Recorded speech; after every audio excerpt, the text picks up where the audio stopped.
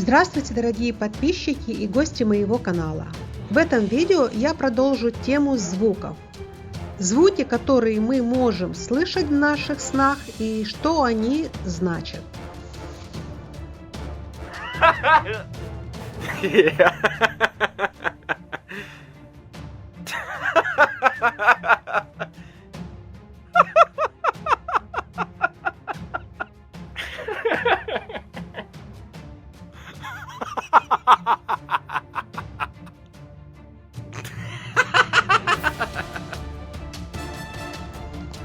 Слышать чужой смех – это к какому-то противоречию, к обострению отношений, может быть потеря дружбы.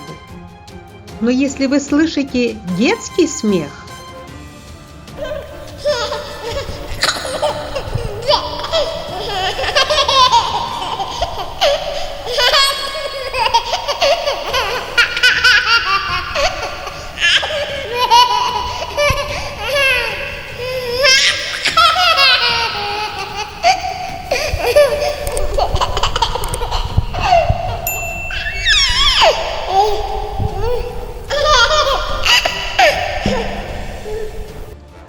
смех детей к деньгам – это хорошие вести.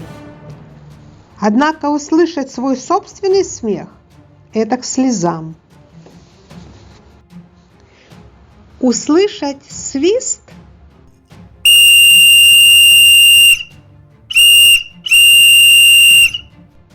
означает, что у вас появится какая-то жизненная возможность. Для женщины это может быть предложение замужества, предложение руки и сердца. Слышать стук –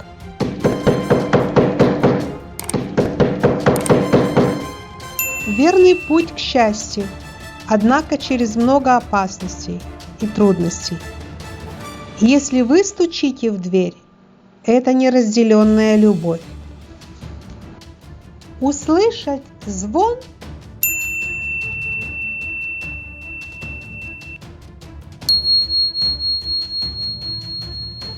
означает, что вы услышите какую-то ложь. Вам будут лгать или какая-то новость будет ложью, неправдой. Помните, что сны для толкования нужно отбирать. Если сновидение было смутное или как в кино крутилось, равнодушное отдельно от вас, в таких снах мало толку.